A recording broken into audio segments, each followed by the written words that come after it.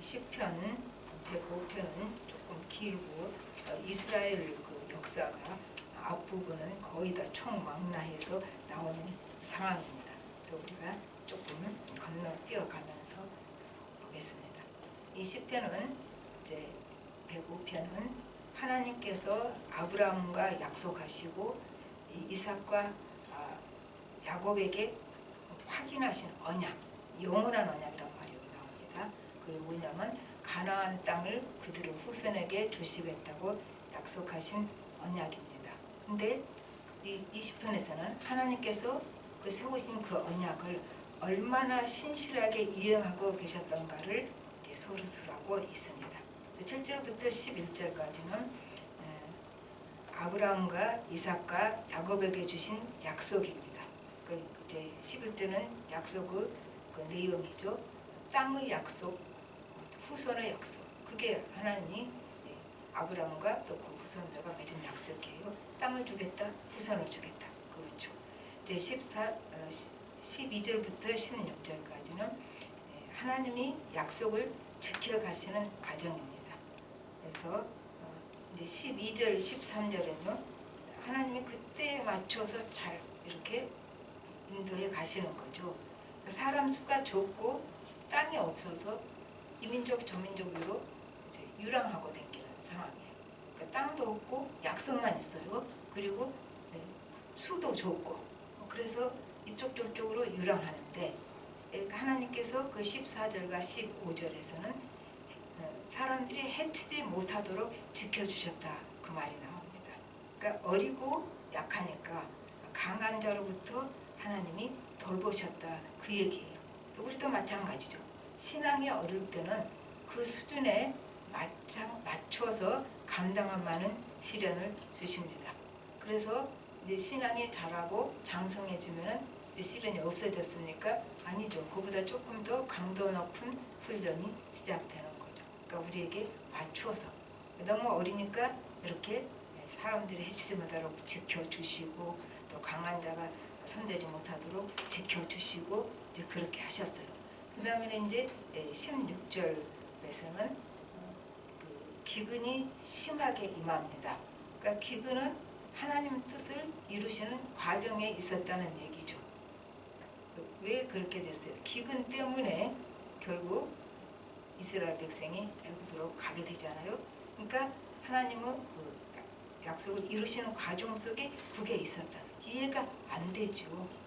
왜 그렇게 해야 되는지.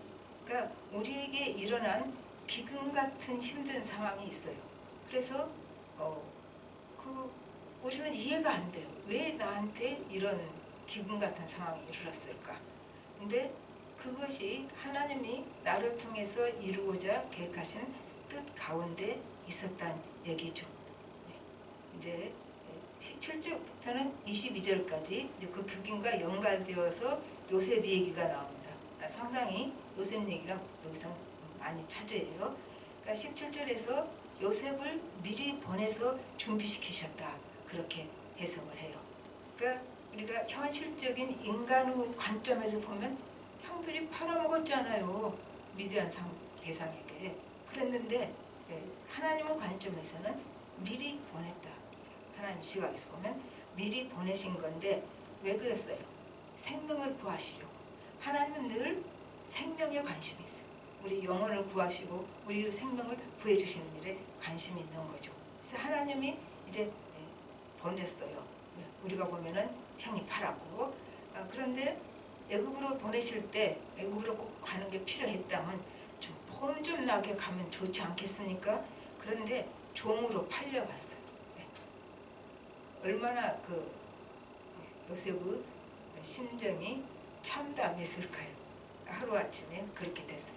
아버지가 가장 사랑받는 아들, 채색 옷을 입었던 아들이 이제 종으로 팔려갔습니다.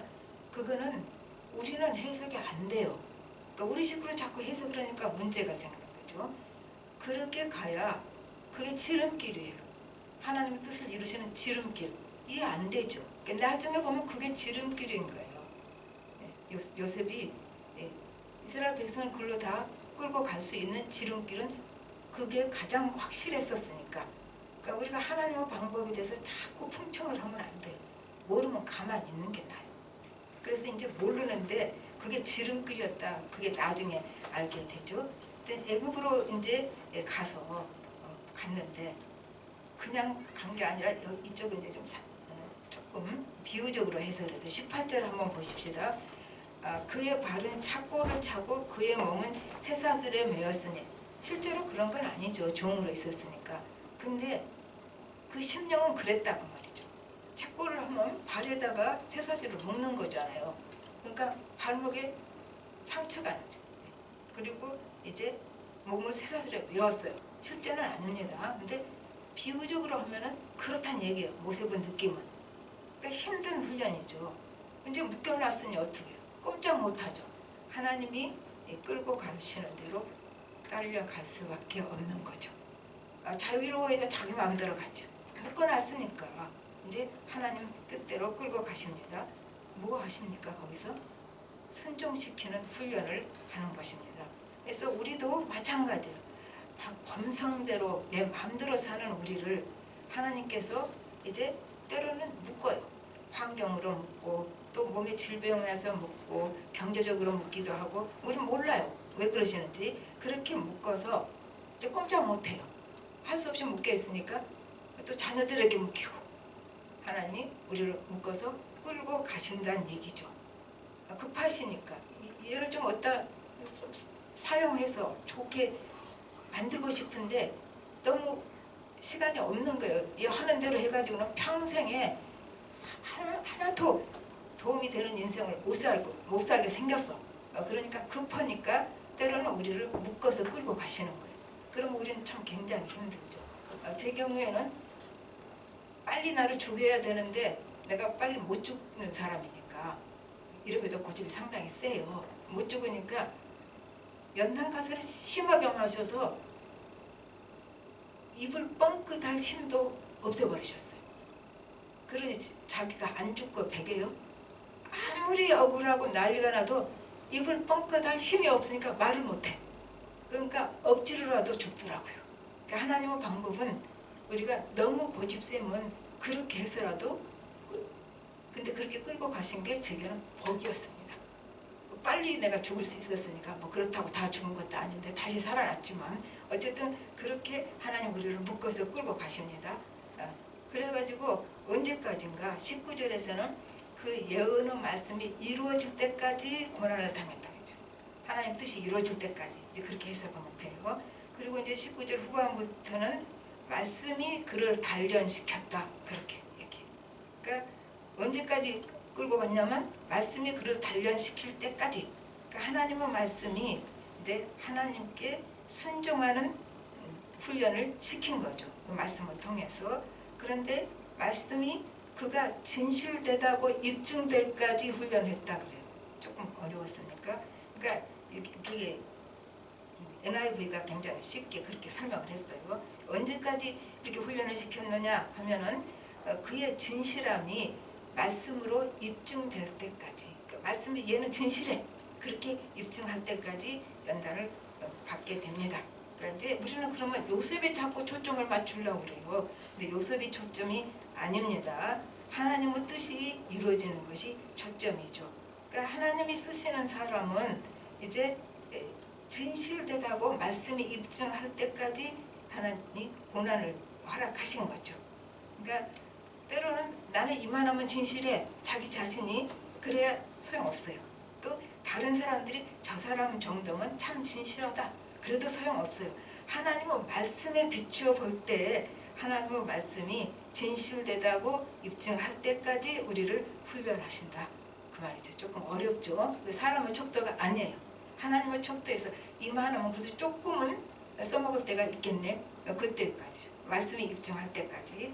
베드로전서 1장 7절에서는 너의 믿음의 확실함은 불로 연단하여도 없어질 금보다 더 귀하여 예수 그리스도께서 나타나실 때 칭찬과 영광과 존귀를 얻게 하려 함이라 그렇게 나옵니다. 이 개역판에서는요 믿음의 확실함이 아니고 믿음의 실현이라고 그래요. 난 그렇게 섞었으면 좋겠어요.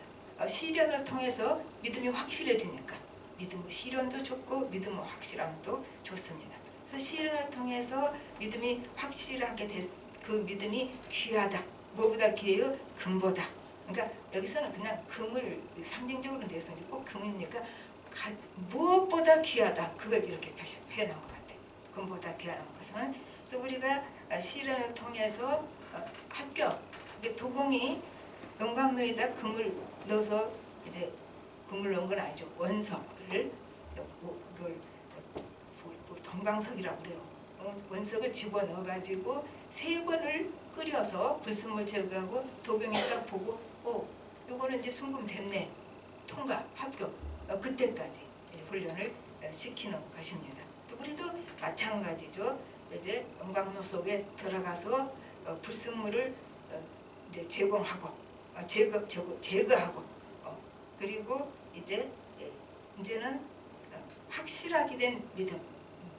뭐라고 그랬어요? 시련이 확실하게 된 믿음을 만든다는 얘기죠. 그러면 이 믿음이 금보다 귀하다. 가장 귀하다. 그렇죠. 그러니까 여기서는 시련도 귀하고 믿음도 귀하다. 난 그렇게 보고 싶어요. 믿음의 시련이 그랬으니까 시련은 시련이 목적이 아니잖아요. 그러나 시련이 이런 목적이 있잖아요. 믿음을 강하게 했으니까 시련도 금보다 귀하고 믿음도 금보다 귀하다. 우리가 이렇게 볼 수 있습니다. 그래서 하나님이 우리에게 주신 이 시련의 목적은 주님이 오실 때 칭찬과 영광과 존귀를 얻게 하려 함이라. 그렇게 성경은 말하고 있습니다. 우리를 그렇게 만들어 가신다는 얘기죠.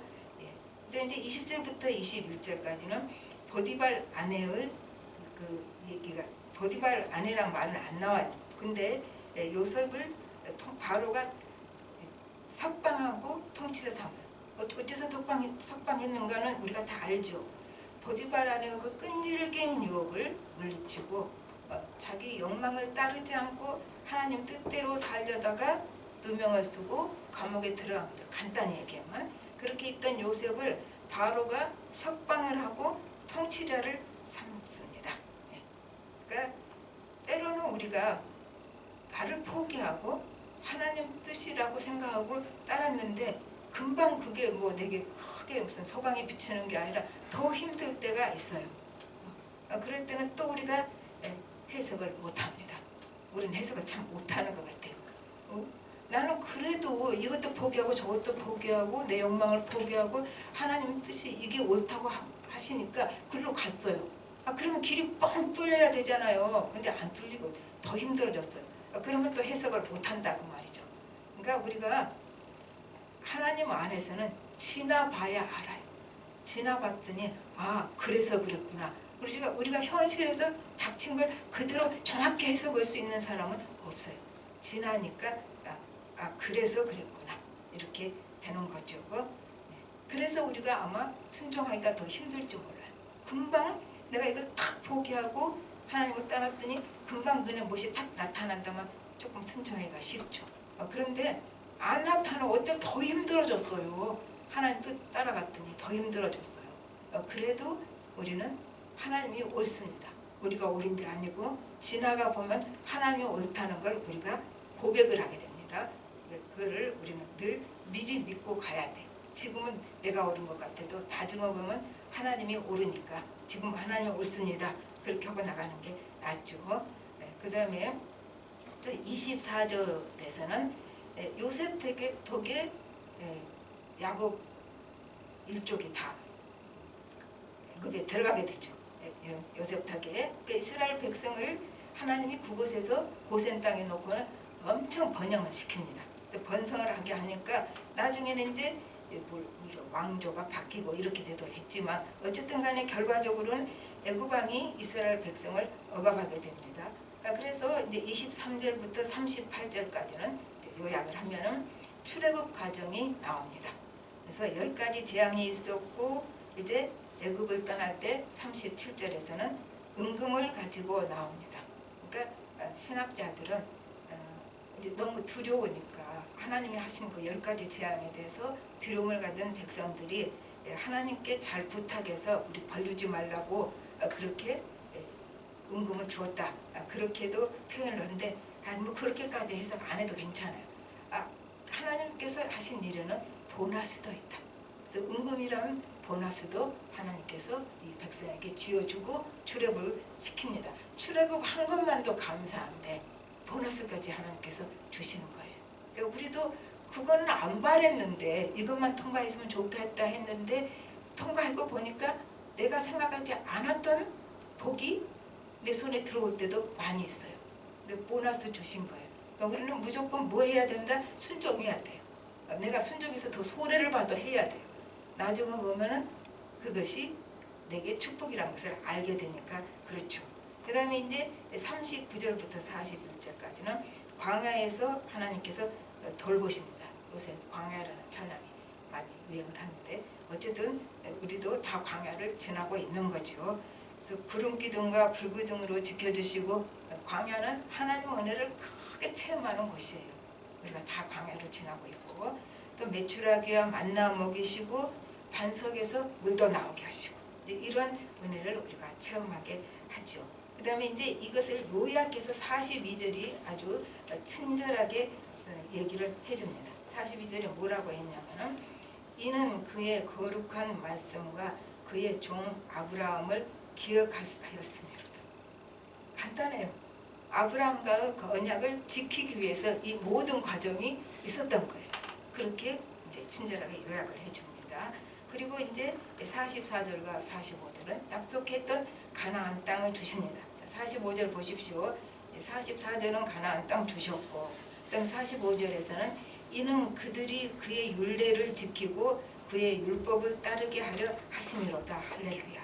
이렇게 되죠. 그러니까 이 많은 시편 105편의 이 많은 글들이 하나님께서 이제 약속을 지켜서 가나안 땅에 들어놨는데 그 목적이 뭐냐면 이제 하나님 말씀을 잘 지키도록 하기 위함이다. 그렇게 되죠. 이제 우리 또 이걸 우리가 생각을 해볼 수 있어요. 출애굽기 24장에서는 신의 산 약속이 있습니다. 제일 중요한 약속이 뭡니까? 하나님은 이스라엘 하나님 되시고 이스라엘은 하나님 백성 되고 이게 제일 중요한 약속이에요.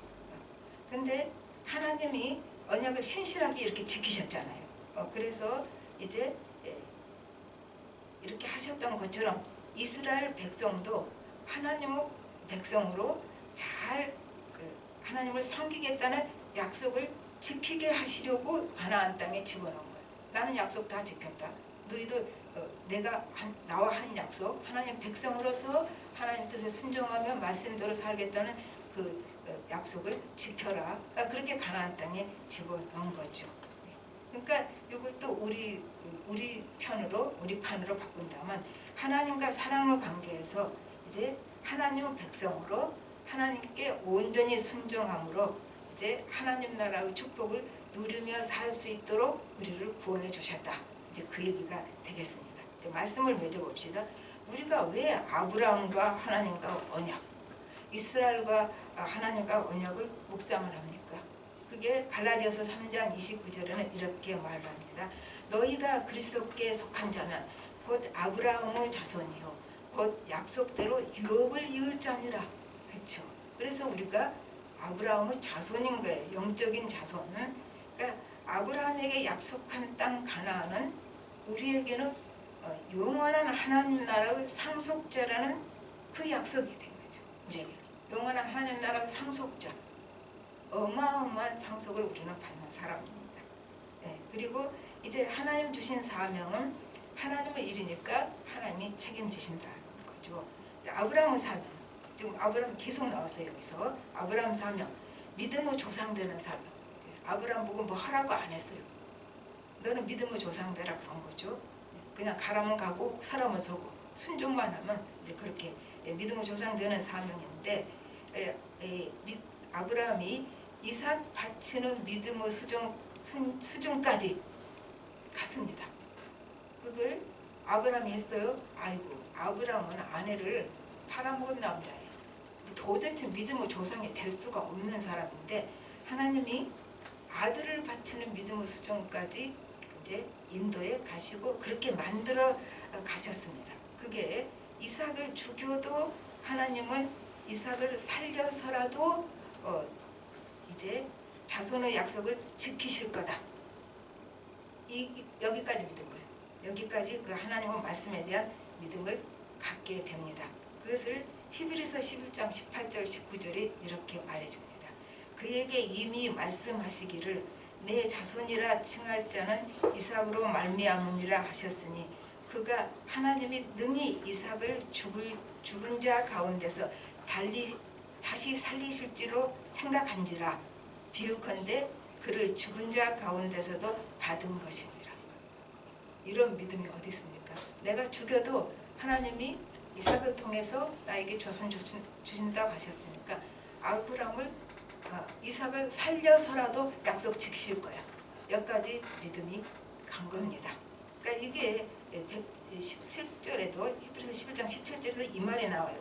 아브라함은 시험을 받을 때 믿음으로 이삭을 드렸습니다. 뭐로요? 믿음으로. 우리는 믿는다는 말을 많이 너무 쉽게 써요. 아브라함은 자식을 바칠 수 있을 때까지 그 수준까지 믿음을 하나님이 키우셨다는 얘기입니다. 그러니까 죽은 자도 살리실 거라는 이제 부활신앙까지 간 거예요. 그 믿음까지 키우셨고 요셉 사명은 뭡니까? 애굽은 당시 세계에서 가장 부유한 나라예요. 물자가 풍부했고 식량이 풍부했죠. 나일강 삼각주, 그 비옥한 땅, 그 식량. 근데 이곳에서 하나님 뜻은 아까 앞에도 나왔어요. 이스라엘 백성 수도 몇 명 안 돼. 그리고 땅도 없어. 이 수가요 무서운 힘이에요. 근데 이스라엘 백성은 수도 없는 데다가 땅도 없어. 그래가지고 여기저기 돌아댕겨. 떠돌이에요. 그런 이방인인데 이제 이스라엘 백성을 가장 부유하고 물자가 풍성한 애굽으로 와서 살게 하십니다. 그래서 거기서 번성하게 하십니다.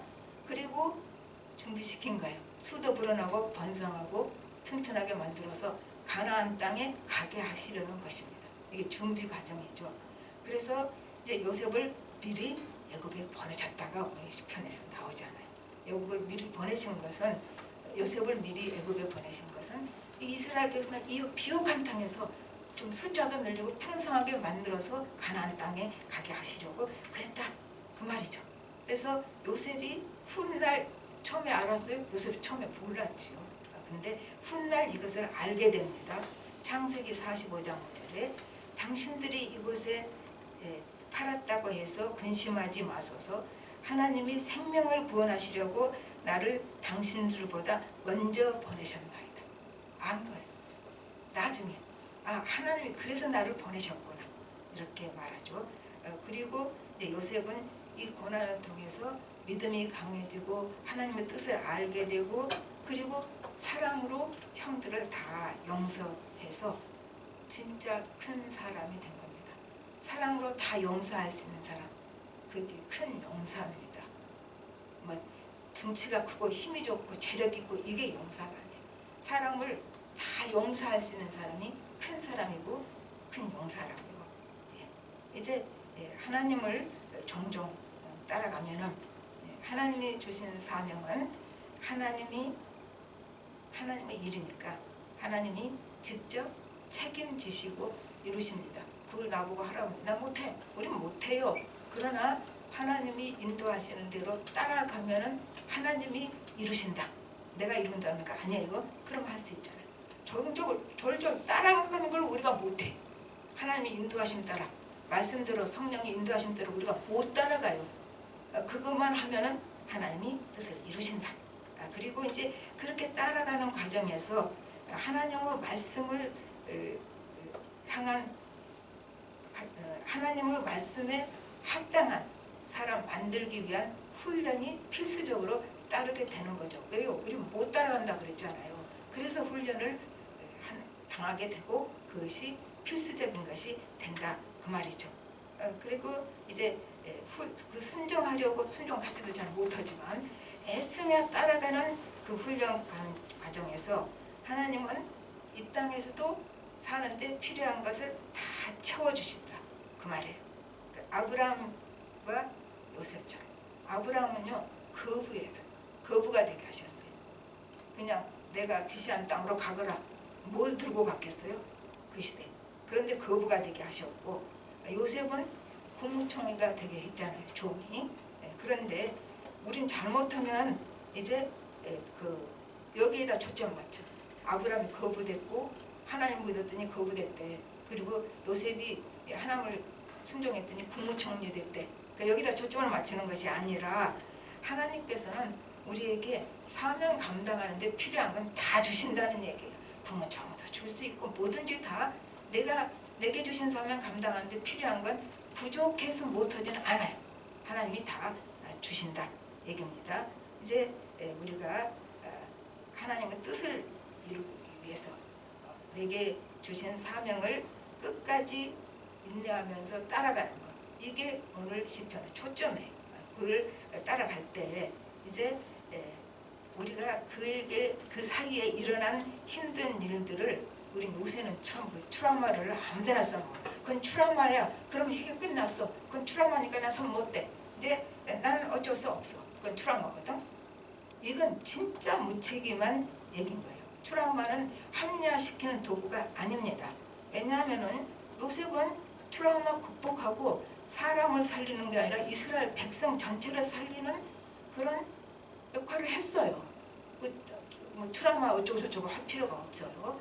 그래서 우리도 이제 내게 일어난 정말 힘든 일, 남은 아무도 일어나지 않는 것 같은 일, 다 사람마다 일어난 일이 있어요. 본인만 모르는지. 나만 일어난 일이 있다고 그러는데 그 종류만 다르지 사람마다 다 나만 일어났다고 하는 일들이 있어요.